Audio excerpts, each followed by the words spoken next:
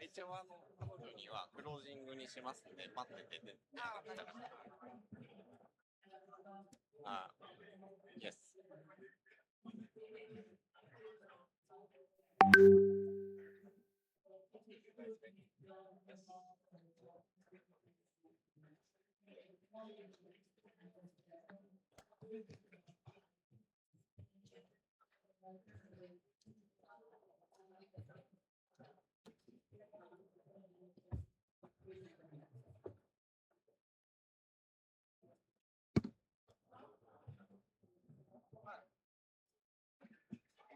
Check, check. Can you hear me well? Okay, good. So good morning, everyone, and good afternoon, good evening, depending on where you are. So thank you for joining us for this session on Japan's blended finance journey at the IDFC event pavilion. So my name is Kyosuke Inada. I'm the Director General for Sustainability Management at JICA. And I think one of our panelists is having a problem on the headset, so let me wait for a while. Can you hear me, Kirsty? Good. So I think we're finally set. So let me begin this session. As everyone knows, last year the NCQG was agreed and the 300 billion is our new target. But as you all know, the 1.3 trillion is the real target. And we intend to achieve that by not only the scarce public finance resources, but also the private sector finance. So in this regard, many MDBs and DFIs like JICA needs to work hard to mobilize the private capital. And today, we would like to share what JICA has undergone since COP29 for this cause. And we'd like to hear lessons learned from the past activities of fellow climate financiers here, not only from the public side, but also the philanthropic side.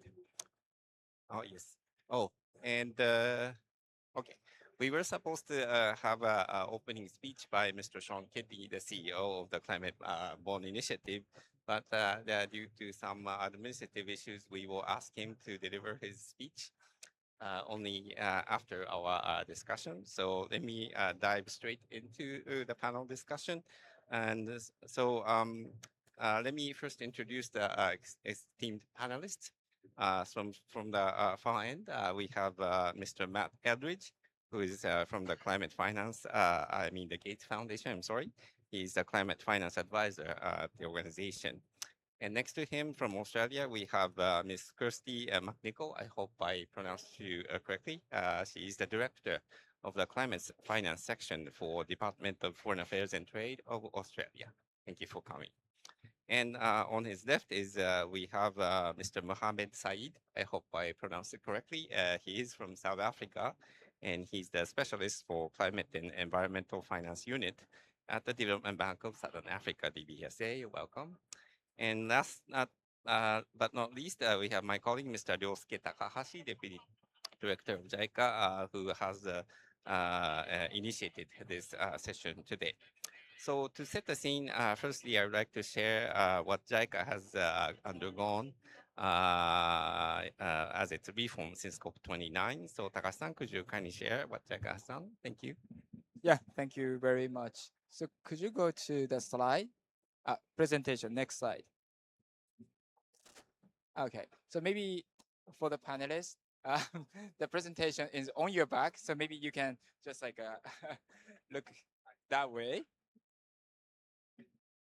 Right. So, well, today's discussion is about the blended finance, but let me take a few steps back before moving on to the blended finance issue. So from the very beginning, who JICA really is. So JICA is a development finance institution, and we are also the development agency. So we finance public sector as well as private sector. We also provide grants and technical assistance. We are also working as secretariat of the Japanese overseas volunteer work or emergency relief after disaster happened in developing country. So we are the sort of a department store of the development corporation. So having said that, in 2025 April, the Parliament of Japan amended JICA Act, which is our legal basis. So the primary purpose of the amendment is to strengthen our private sector financing function. So thanks to the amendment, we can now purchase the bonds we can now provide a portfolio guarantee to the local banks. And also we can provide a sustainability link loan, which doesn't specify a use of the proceeds. So we are more flexible in terms of the selection of the instruments when it comes to private sector financing. That's a current situation. So let's move on to the blended finance. So soon after the amendment of the JICA Act, we also launched blended finance window in August 2025. Move on to the next slide. So in a nutshell, the blended finance window of JICA is separated operation which has different risk appetite from the ordinary capital operation. Under the blended finance window, we are focusing on only fund investments. And we can do primarily two things under the blended finance window. One is investment into the junior tranche of a fund. So in the blended finance space, we often see the fund which has multiple tranches, like a junior and a senior. Well, usually, development finance institution trying to take a senior position, but under the blended finance window, because we have a different risk appetite, we can take a junior position. So that's the first thing that we can do under the blended finance window. That the other thing, the other thing we can do under the blended finance window is that we can take the risk of the fund manager with the relatively limited track record. So like, for example, the first-time fund manager. So oftentimes, like a finance institution do not make investment into the first-time fund manager, but we can tolerate such risk if such fund is particularly impactful in the development agenda. So, but we have a several like conditions when it comes to the blended finance window operation. So first of all, apparently we are the development finance institution, so therefore the investees needs to be ODA eligible. So we are only focusing on ODA eligible countries. But not only that, because the blended finance window is a separate operation from the ordinary capital operation, we need the capital injection from the Ministry of Finance every year. So our ticket size or the amount of the operation is depending on the amount of the capital injection from the government of Japan. That's all the second condition. The third condition is that we need a co-investor who makes the investment in the same way that we do. So for example, in the case where we make investment into the junior tranche of the fund, that we need someone who makes investment into the same tranche. So that is exactly reason why we invited fellow DFIs and department and also philanthropies because we think that the partnership with you is extremely important. So let me stop here to set the scene. Thank you very much. Well, thank you, Taka-san, and also special thanks to the panelists for their agility. You can now move back to your seats. And Sean, can you welcome? So there's an open seat there. So we will switch your statement from the opening to the closing. So please join us for the panel for a little bit.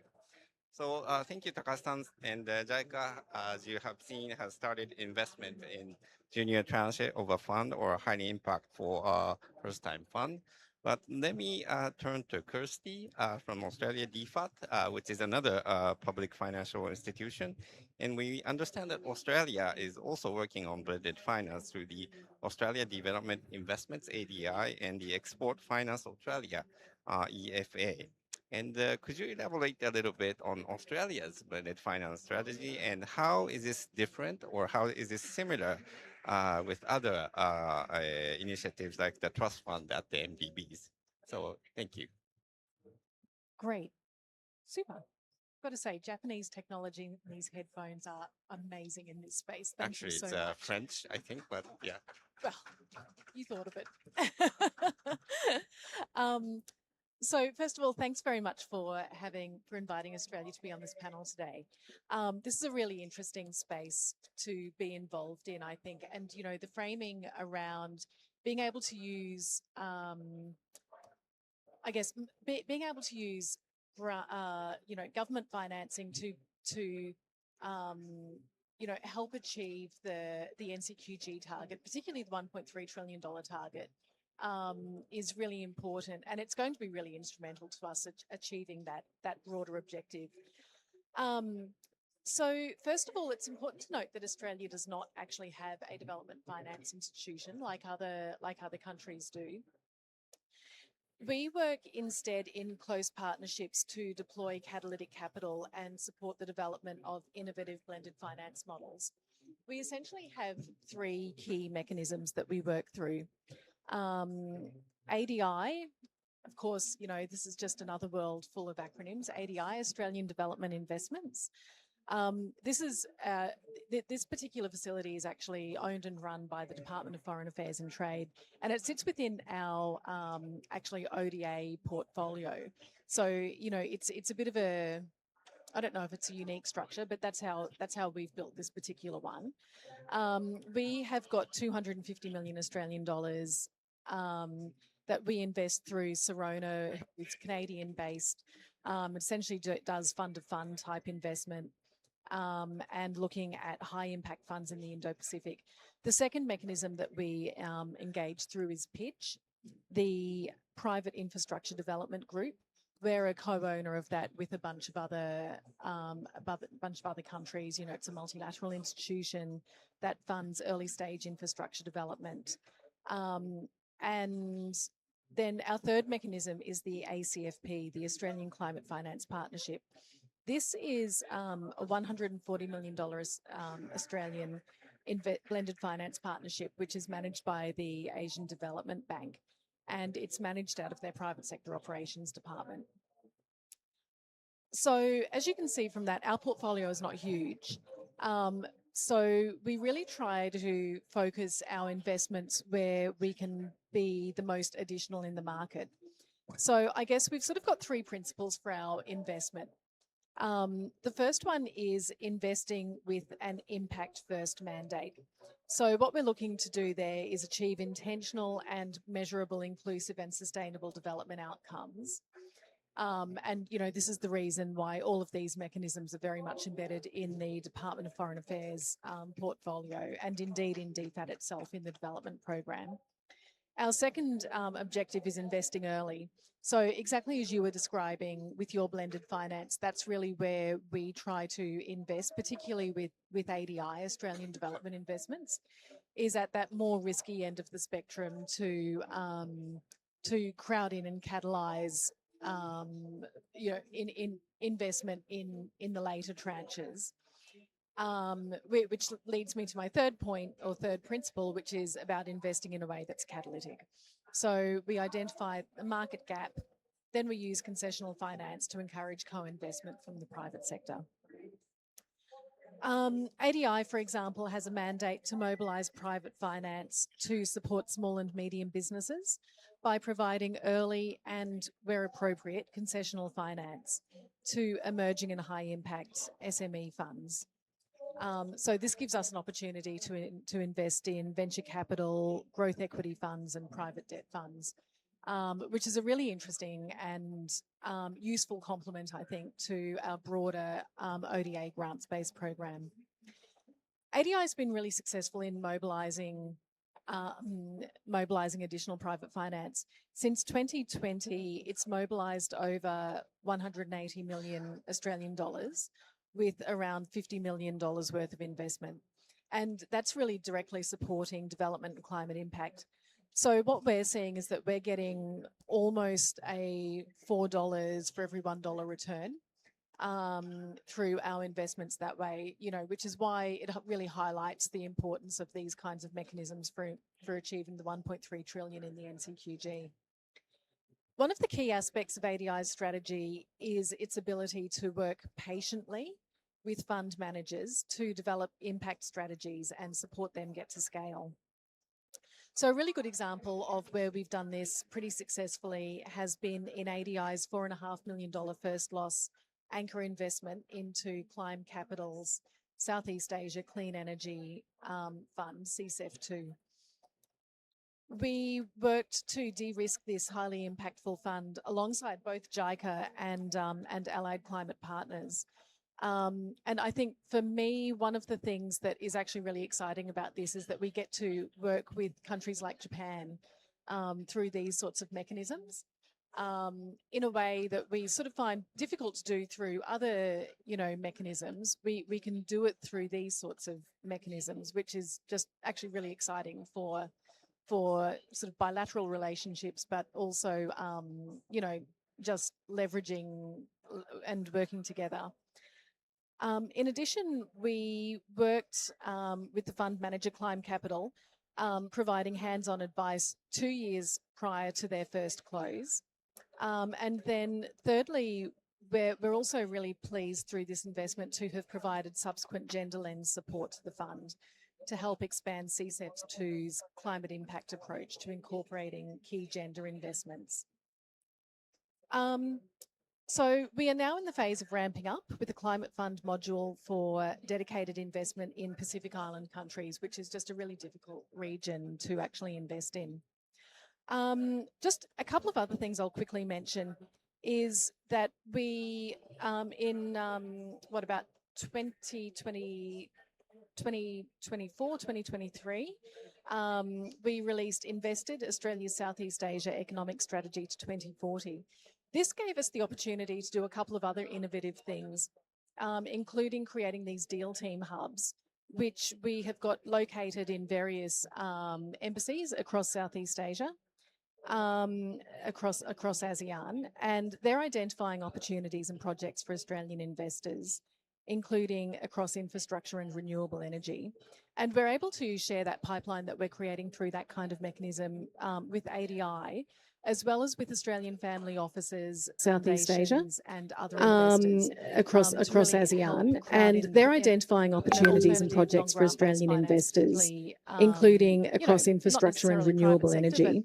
And we're able to share that pipeline that we're creating through that kind of mechanism with ADI, as well as with Australian family offices, Southeast Asia, and other investors across ASEAN, and they're identifying opportunities and projects for Australian investors, including across infrastructure and renewable energy. And we're able to share that pipeline that we're creating into the Green Investments Partnership under Singapore's Financing Asia's Transition Partnership. This is the FAST-P partnership. It's a really interesting model, that one. It's a $5 billion blended finance initiative to help accelerate Southeast Asia's clean energy transition. And one of the pieces that we're actually really excited to be engaged in. Thanks. Thank you, Kirsty, for the very insightful presentation, introduction of Australia's initiatives. And I really like your three principles of being impactful, early, and catalytic. And we might be using that principle for our program in the near future. I think Kirsty shared her point of view from the government side. But turning to Mohammed from DBSA, so you are sort of like the implementing side as a DFA. And I understand Australia's initiative and the initiatives like the Allied Capital Climate Partners are focusing more on the fund investment. But if I understand correctly, DBSA is more focusing on the subordinated fit. So could you describe a little bit on your perspective and plus what do you think about the blended finance initiative and what DBSA has been doing? Thank you. No, thank you so much for the opportunity just to share TBSA's experience, in terms of using blended finance mechanisms to support low carbon infrastructure and climate resilient infrastructure. I guess for those who are not familiar with DBSA, owned by the South African government. However, we do have a regional mandate, so we cover sub-Saharan Africa. And our focus is infrastructure finance. So we support key economic infrastructure, energy, water, transport. And on the social side, we look at social housing and the health sector. We've been trying to use blended mechanisms to support, the decarbonization of these sectors.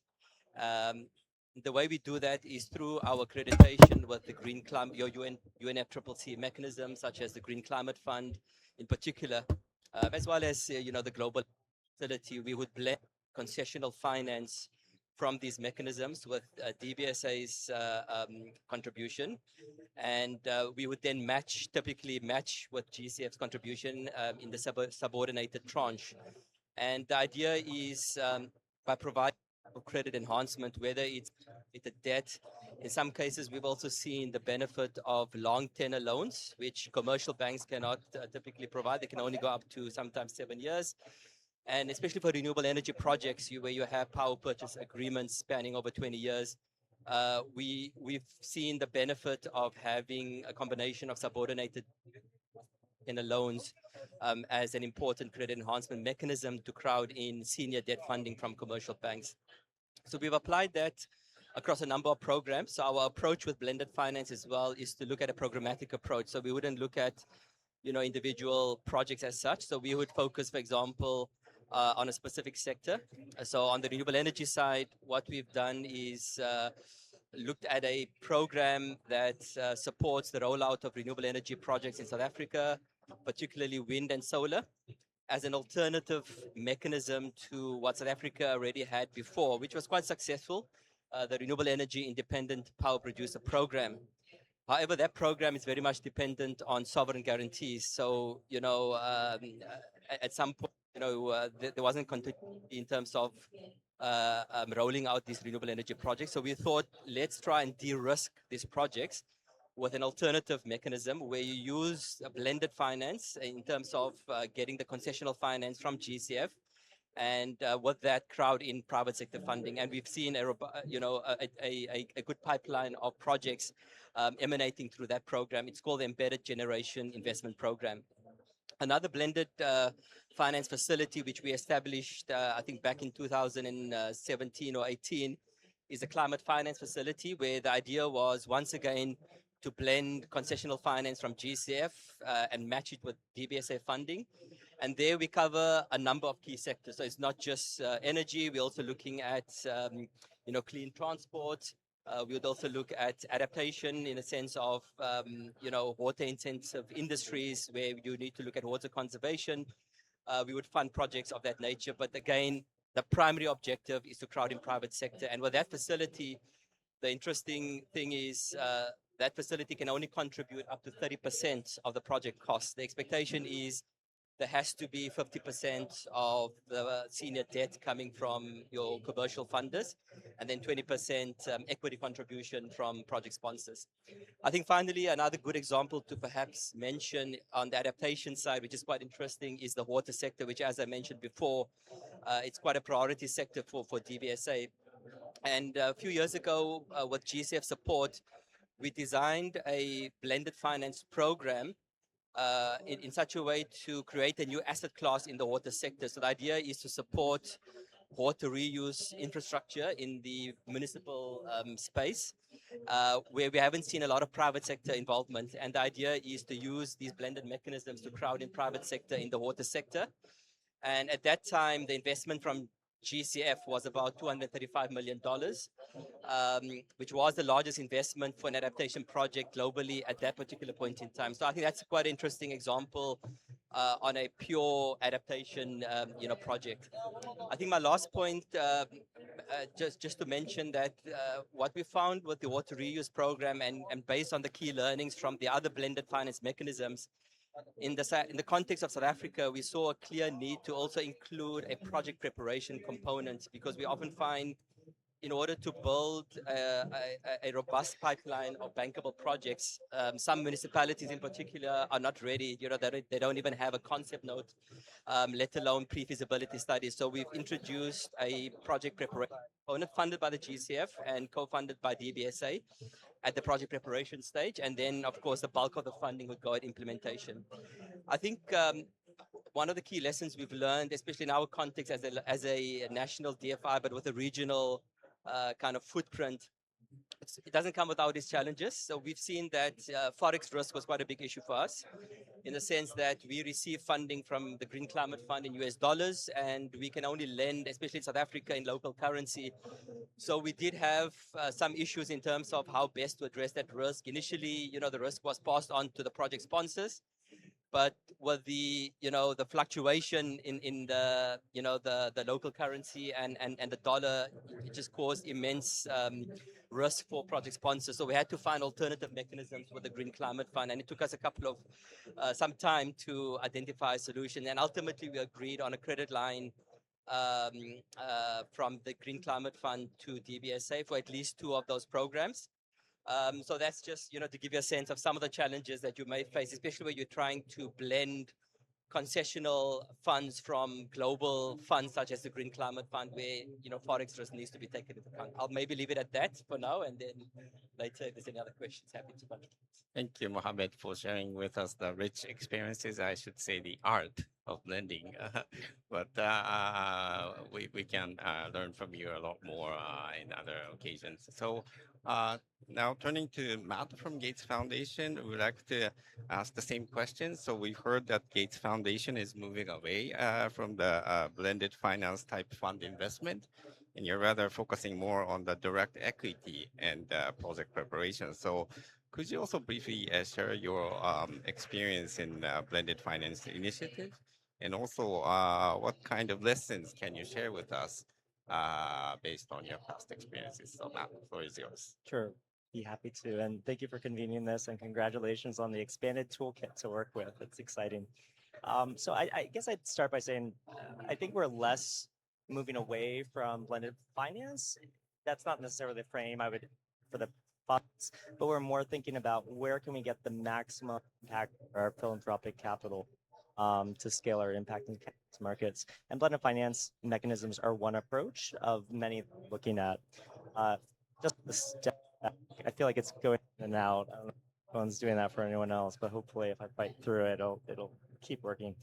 Um, Philanthropic capital is best placed to take risks that government can and private sector won't. And so that's what we try to focus on and try to have very flexible impact capital, taking a venture approach and mindset, open to new models, new solutions, new partners. But it's also really limited in terms of what we can do with philanthropic capital because we don't have a lot of it. So we have to try to focus on where we can be most catalytic and doing things that are best placed, we're best placed to do by the nature of our finance, our risk tolerance and flexibility. So you're correct, as Gates Foundation, we don't typically take junior positions in debt or equity funds. We just don't think it's the best use of our limited capital. There are other larger concessional and some of these concessional players who we think are better suited for that. However, we do support blended finance instruments through different tools. I'll describe a few of those.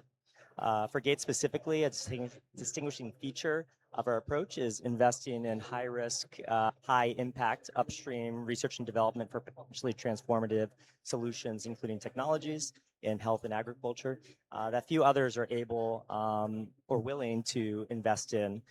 We also use our grants and direct equity to support early stage partners and direct debt investments that address financing needs along the value chain in production and distribution. Work with local partners to build financial ecosystem, including by expanding access to affordable financial products for farmers to improve their productivity and resilience.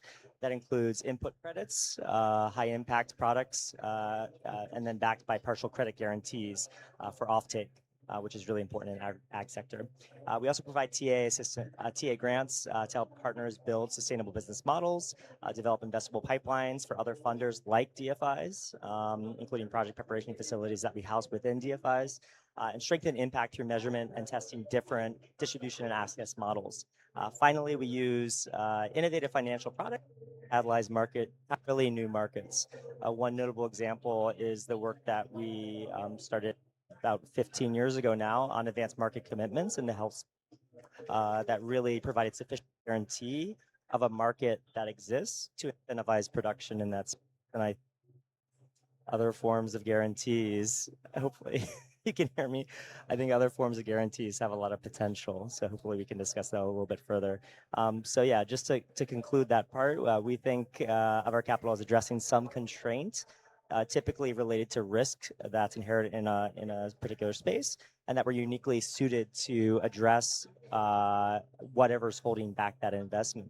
We aim to exit after addressing that constraint and ideally having catalyzed a market that doesn't need philanthropic capital after exit, except maybe at the impact edges. So that's kind of one of the big lessons we have is like, think of our capital from other kinds of impact capital in this space and how we can best partner with DFIs, with national development banks, and with bilateral partners.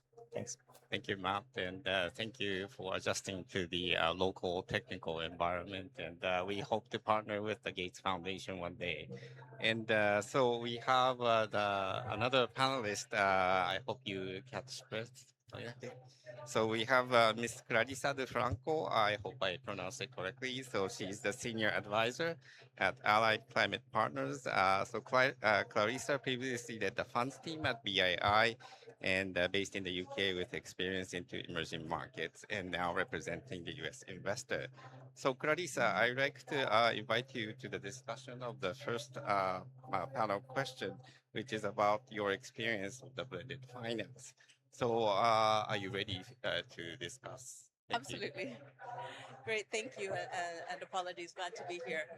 But thanks also to JICA to bringing us together a variety of viewpoints, really trying to promote the aggregation of capital into climate. Allied Climate Partners is an aggregator of philanthropic capital to move money, ideally the larger pools of capital, but also public capital and private capital into climate finance. And it's really moving philanthropy away from grant giving and into investing. Thinking about, we're a nonprofit investing for profit funds and vehicles. We underwrite a commercial case, but we're willing to take on more risk. And we think that by demonstrating that, we're able to attract other pools of capital and target our blended finance to really identify where are the bottlenecks and what's the risk that's preventing investors from coming into the space. So we really think about, what is it that's preventing a certain type of investor to invest in climate across regions? Is it because they don't have a climate mandate? Is it because there is no track record in that specific subsector? Is it because it's a new geography for that investor? Is it because they've had a really bad experience in that geography or that specific subsector? So what's really kind of preventing that from happening? Is it data? And I think that's not something that we can work on, but I think that's something that really needs to be addressed, perhaps by some of the panelists here in terms of the need for data and how to ensure we bring that together in a way that people can make better informed decisions around that. But we do that through catalytic tranches and funds. So we are a fund investor.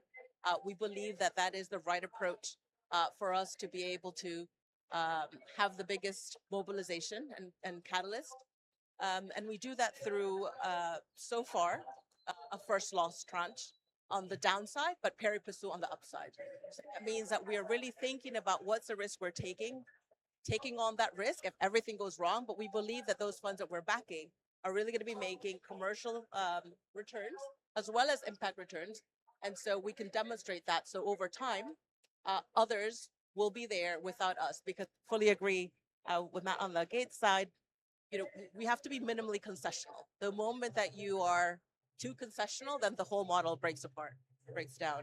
I think it's also important for us. We're a small team based primarily in the US. I'm based in the UK. We've got a colleague in South Africa. We've got a colleague in India. But we can't be everywhere. And we invest across emerging markets in Southeast Asia, India, Africa, Caribbean, and we're looking into Latin America. So how do we really leverage that human capacity on our side with the biggest impact? And to do so, we think that funds, an intermediate model, I don't think it's just fund vehicles on its own, but intermediate models as a whole can really play a significant role in leveraging our capital and also mobilizing it, right? Because from our point of view, we identify that bottleneck, identify a manager that is local on the ground, that understands those dynamics, like a DBSA and your partners. In my previous role, I headed BII's private equity funds team, and it was very much around identifying local talent that understood the dynamics, that was really a true insider to make sure that you backed people that could navigate what might be seen as too risky by an international investor, that could manage the Forex challenges and be able to drive some of that performance. Thank you. Thank you, Clarissa. And just a little bit of time for commercial, but JICA is not only a DFI, but also a development agency. So perhaps, providing or developing data available for everyone to make a better investment might also be one of our roles. But anyhow, Absolutely. yes, we hope to continue working with you. And I still have some time for the discussion. So I would like to now turn to all the panelists for their final word on what are your most pressing needs going forward. So let me start with Mohammed. So I know you have done enough already, but Africa's development demands are so huge. I'm sure there are many more opportunity out there. So what do you think from your viewpoint is the most pressing need in the future? Thank you.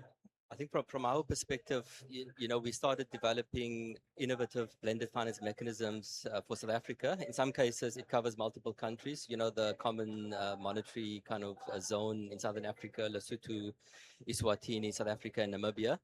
But we want to see how these models can be replicated elsewhere in the region. So we've been working with the likes of, Uganda Development Bank, other development banks that I want to replicate similar blended facilities in their respective contexts. So we hope to see that, replication happen, in the immediate future. I think in terms of sectors, as I mentioned before, the blended mechanisms that we've established so far covers a lot of the key areas from a DBSA in terms of supporting low carbon infrastructure and supporting the water sector in terms of adaptation. Yeah, for the next few months, there's a big focus now on advancing a just transition financing mechanism, which we're going to have a session later at the IDFC Pavilion on that, where we also see the opportunity for blended approaches, in terms of a facility that's established to support not only the transition, but doing it in a just where you're dealing with, types of beneficiaries. So traditional finance instruments may not be appropriate, but they can still be relevant for a blended approach in terms of how we support the just transition in South Africa. I think other area that we're quite interested in is nature positive infrastructure. So, we know low carbon infrastructure, climate resilient infrastructure is something that a lot of DFIs, especially in, the IDFC community, has been pushing for.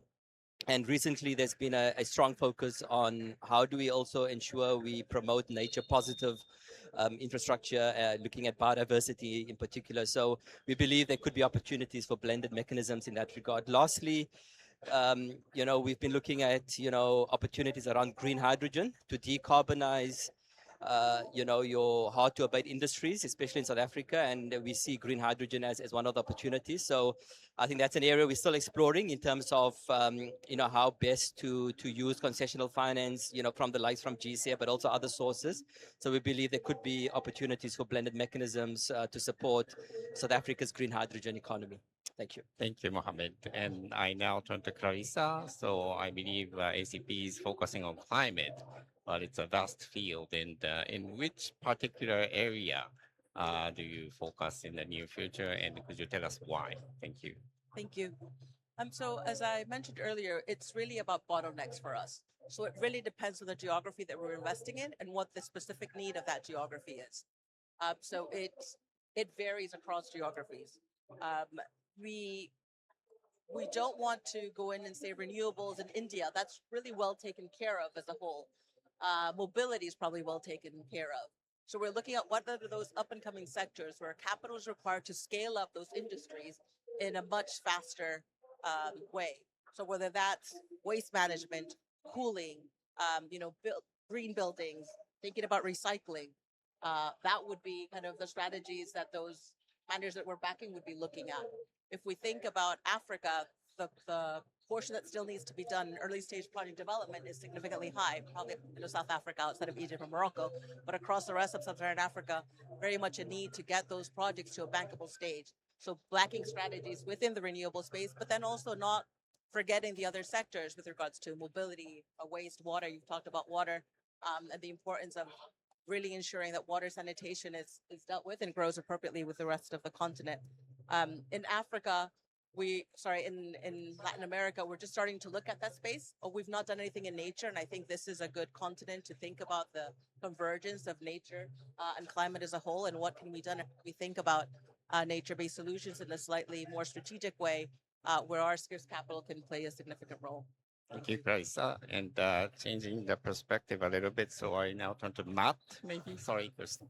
Sure. So I understand you're working on the agricultural space. And so where do you see the opportunities and needs? And also, how could you bring the climate benefit when you go into the blended finance take the blended finance initiative to your agriculture sector? Thank you.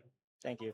And I feel like I'm the only one who has a technical, I don't know if I'm out of range or what it is, but I'll try to lean forward. Yeah, so our climate work is mostly focused on agriculture sector, as we see it's important for climate action, both for adaptation and resilience, as well as for mitigation, and also for obviously food security, development, and prosperity. In Africa, in particular, where we work most, majority of labor in many countries and GDP is within the ag sectors. So we see that as really especially critical, and we focus on small scale producers and their sort of productivity and resilience needs. Now, within that sector, we focus on, there's about a dozen or so innovative products that we're calling big bets for adaptation. And these are things like biofertilizer, stress resistant seeds, irrigation techniques, new feed and fodder, green fertilizer, things of that nature that have commercial applications and can yield significant impacts for small scale producers over the next 10 years or so. So that's the primary focus that we have over the next period of time. And uh, we're focused on using our flexible resources to really ensure the uptake of these technologies and better access at scale at an affordable rate for small scale producers. And so we're focused on both lowering the cost of production on the supply side, but also ensuring there's affordable finance on the demand side so that farmers and distributors have working capital, have input credits, the things that they need to actually adopt and utilize these technologies, as well as ways to deal with some of the risks that are involved. So the bad news is that the financing picture in food systems is very challenging, as I'm sure people here know, particularly in sub-Saharan Africa. There's three big challenges that I'll mention that we're trying to work with partners to address. The first is fragmented markets with small players that have low financing needs on a case-by-case basis. So ticket sizes that are often too low for DFIs and for banks. We're trying to find opportunities to aggregate demands, including by bundling products, efficiently disaggregating loans through local financial intermediaries, and pooling risks where appropriate. The second challenge is that new resilient ag innovations, like the kinds that we're investing in, have limited track records, and especially at scale, and so are seen as unproven and higher risk. So there's a risk element there that we need to address. So we're using grants to provide the necessary runway for piloting and testing, to optimize business models via goal assistance provision, improving access to data to reduce risk premia and uncertainty, and shoulder some of that risk in order to mobilize finance and really catalyze the market using some of the mechanisms I mentioned earlier. Third, the cost of capital is too high, and I think that's the big one that I'm trying to wrestle with due to risks like currency risk. So I appreciate the reference to the FX risk solutions, technology risks, and of course variable weather, which all create sort of risk premias from the private finance. Partners along the value chain, like especially smallholder farmers and agro dealers, have really capacity to pay those high rates. So we really need to find new solutions and mechanisms to manage those costs. This includes, via improved collaboration on the finance provider side, noticing better collaboration amongst the national development banks and other financial intermediaries with the MDBs and climate funds. And it's shown some progress there. We also need to make better use of insurance products, guarantees, and currency risk hedging solutions that are affordable at scale. TCX, as I'm sure everyone knows, is useful for some things, but is extremely expensive and is not viable for or feasible for these kinds of solutions. And for local commercial banks who are worried about risk in serving this population, we even try to provide improved access to local weather data and developing clear business models for new adaptation technologies to reduce that risk uncertainty, the uncertainty risk premia that's put in. And we've done some work in Rwanda. I'd be happy to talk to folks afterwards about it if of interest. However, issue of cost capital is a really persistent one in food system value chain. So we'll need to keep working on solutions with our partners and open to any ideas as well. Thank you, Matt, and you did significantly better than the last time. And Yeah, I think congratulations. maybe there's a range limit that Okay. is right here. Yeah. I don't know. Once you do it, maybe you'll have better luck than me. Okay, thank you. And last but not least, so I saved the important topic of gender for Kirsty. So I heard that you're focusing not only on climate, but also on gender. And our question to you is, how do you balance these two priorities, and how can possible synergies can be achieved? And what kind of co-benefits do you see in your investments and blended finance activities? Thank you. Yeah, great. This is a really great question. So, first of all, from an Australian development perspective, we released our international development policy 2 years ago now, and it has a number of themes, but cross-cutting themes. One is obviously climate change. The second one is gender. Now, we're flowing that through to our programming, and we have an objective in our ODA program, uh, as well as as well as our investments through the mechanisms like ADI and whatnot that I was talking about before, where by 2029, 80% of our new investments will have to have both a climate and a gender objective embedded in them. So, we've really got climate change and gender at the heart of what we do from a development perspective, and this flows through to all of our different financing mechanisms. So, the reason that we do that is that from an investment perspective, ignoring the needs and contributions of women means overlooking half the market. So, just sort of being mindful of that and ultimately diminishing both impact and returns. From a development perspective, we know that women are disproportionately affected by climate change, owing in particular to gender inequality in access to resources and decision making. But what we also observe is that women-led businesses are continuously overlooked for investment opportunities.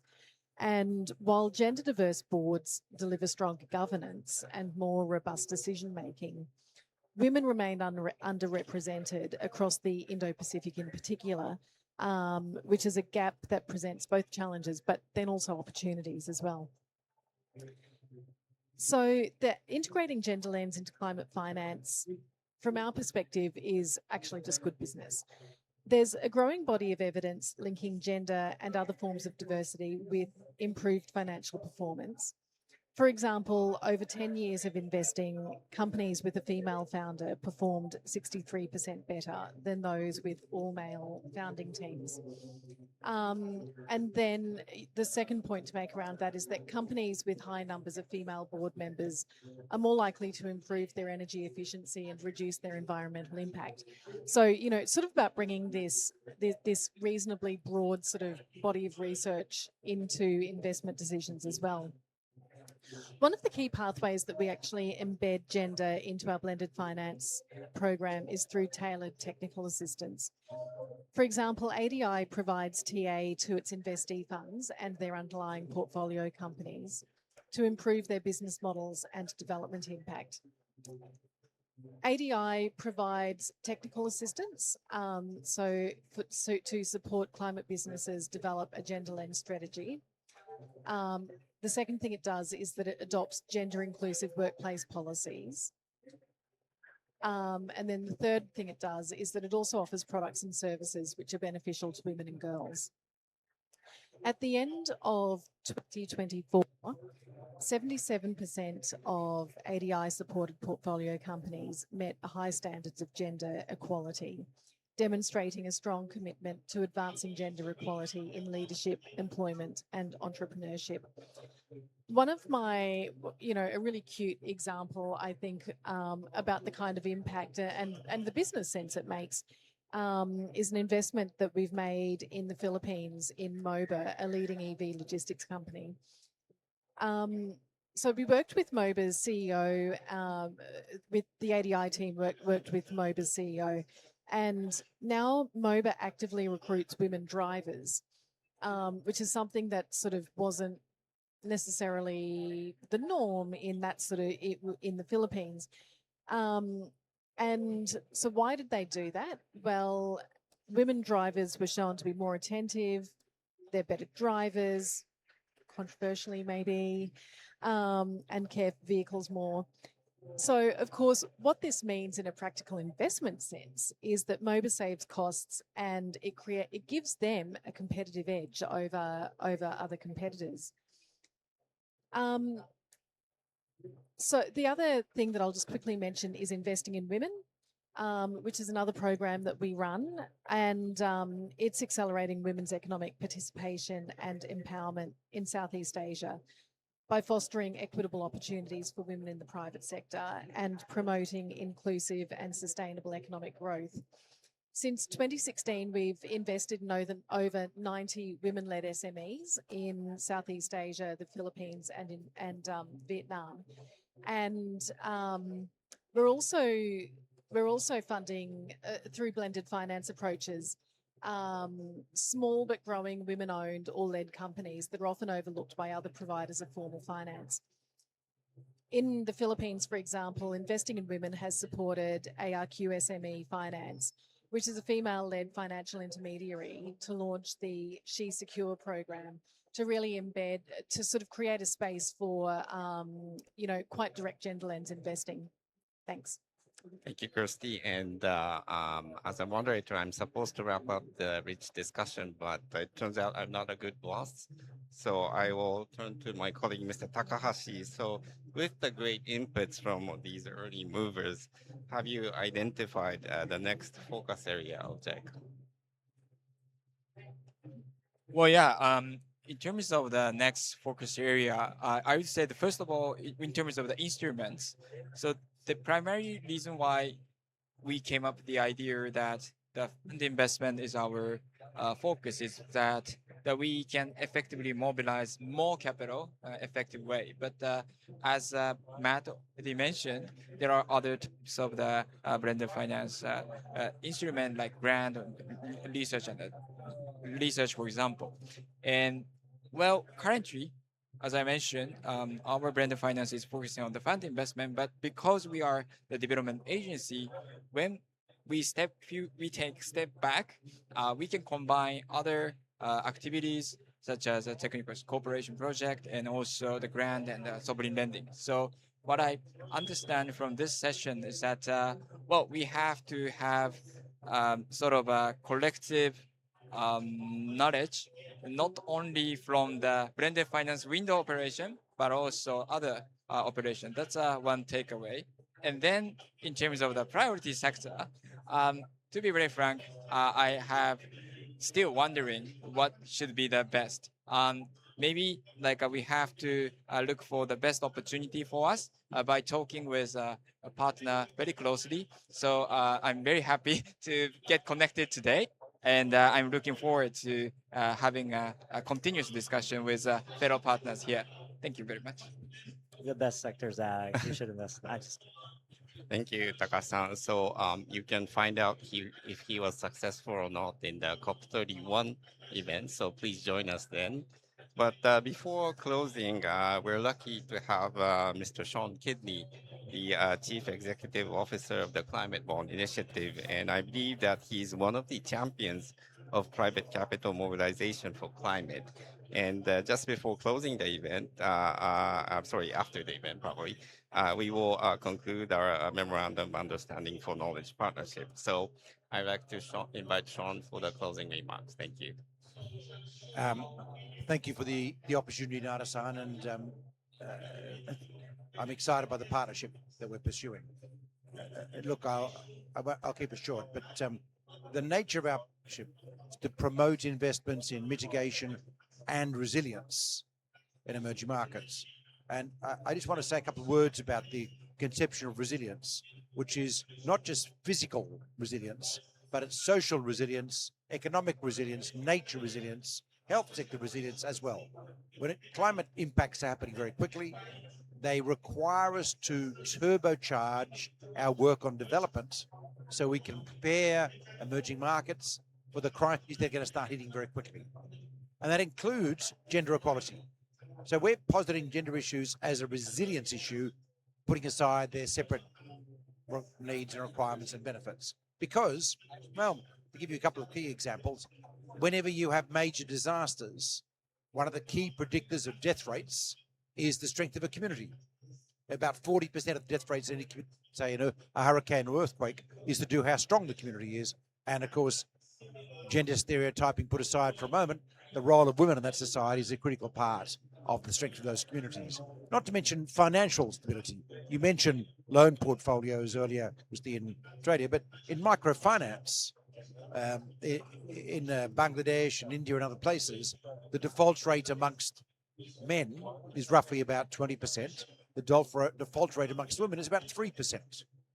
So if you're concerned about financial stability in the context of climate volatility, you want a small business sector that is skewed to women.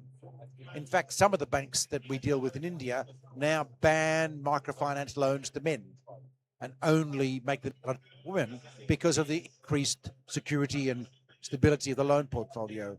These are indications of the critical role of gender in managing our ability to recover from constant crisis, because the 21st century is going to be a century of constant crisis. So that's the background. Of course, all what we have to do requires capital. We're working with international investors. I just want to say very clearly, there's no shortage of capital in the world. We are awash in capital. It's one of the great successes of the last 70 years. But of course, it's not necessarily in the right places to address the challenges we face now. To make that work, some engineering is required, financial engineering. And in this case, this is where governments and JICA and others become more important.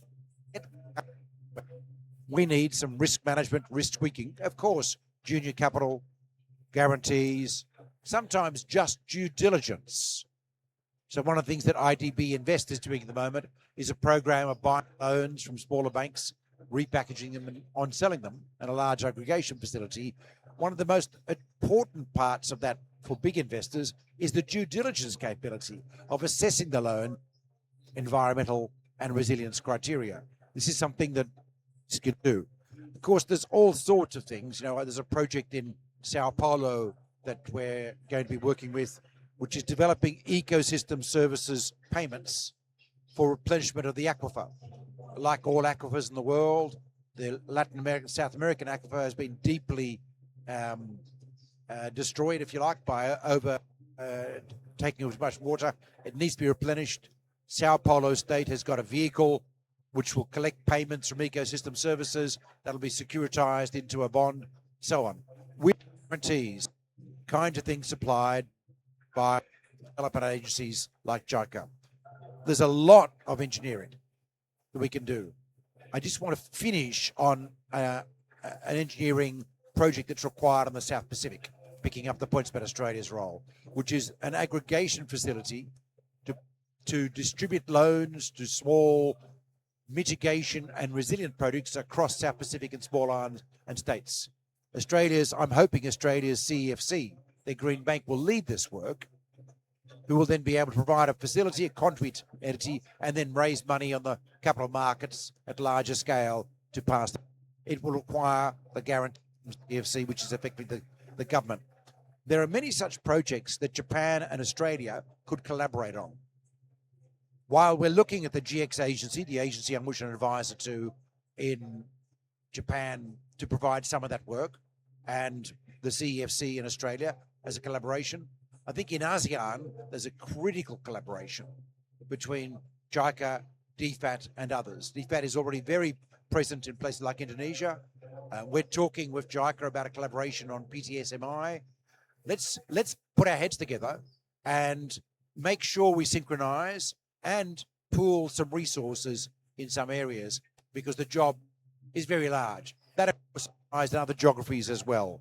The secret to the challenge we face is not just blended finance vehicles. It's not just mobilizing capital. It's above all collaboration to pool our efforts and our resources across countries and across vehicles. And that's what I'm going to be signing an agreement with, a MOU with JICA about afterwards, but I'm encouraging that on a much broader scale, especially looking for new ways of geopolitical alliances to green our world, given that one of the largest space is AWOL for the moment.